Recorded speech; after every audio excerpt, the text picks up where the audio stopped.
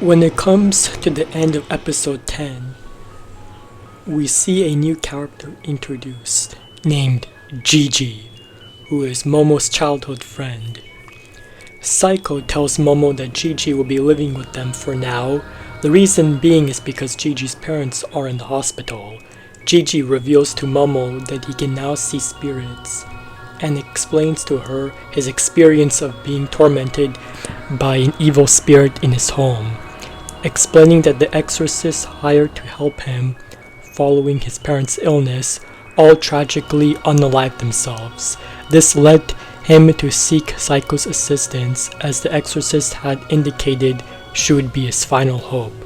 Saiko herself informs Momo that she will be the one to confront this challenge, as her powers are effective only within Kamigawa City, and suggests that Jiji's ability to see spirits may be connected to Okuran's golden ball. She also offers to purchase new uniforms for Momo if she agrees to undertake this task. In episode 12, Momo, Jiji, and Okuran travel all the way to Jiji's house to investigate what is happening.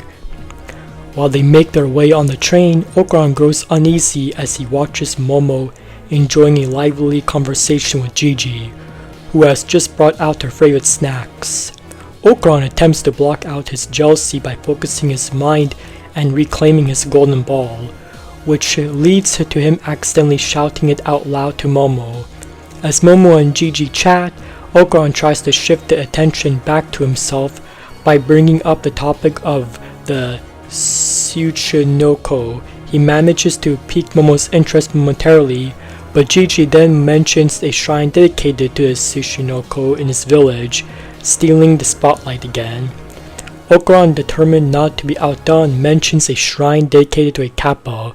This intrigues Jiji, who then questions whether the cryptid Nessie also exists. Surprisingly, Okuran finds himself engaged in an enjoyable conversation with Jiji, who expresses his respect and admiration for Okuran's knowledge as a friend. Finally, upon arriving at the village, Momo's eyes light up with delight at the sight of the village being a hot springs district. Jiji explains that the hot springs are linked to his father's work studying volcanoes, which is why his family moved to the village. After climbing a steep flight of stairs, the trio finally reaches the Enjoji house.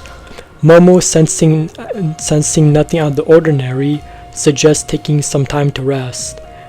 Meanwhile, Okuran notices something in the woods, but dismisses his uneasiness as Momo requests for him to head inside. Unbeknownst to Momo, Okuran, and Jiji, a group of people stand observing them from the shadows of the forest. After scouring the house for any signs of paranormal activity, Momo concludes that the ghost must be hiding due to its weak spirit energy, making it hard for her to detect, which was a sign for her that eliminating it will be easy. She then decides to visit the hot springs in the meantime and leaves Okuran with Jiji, with the latter inviting Okuran to play a game of soccer with him. At the hot springs, where Momo is at, Momo starts to feel lightheaded and decides to get out. Just as she's about to leave, a group of men enters and informs Momo that the hot springs is a mixed bath, and as said on the rusted sign. While blocking her path, one of the men begins to talk about gators, claiming they often show up in hot springs to target women, which prompts him and his colleagues to act as such by slowly closing in on Momo. Momo attempts to summon her powers to defend herself, but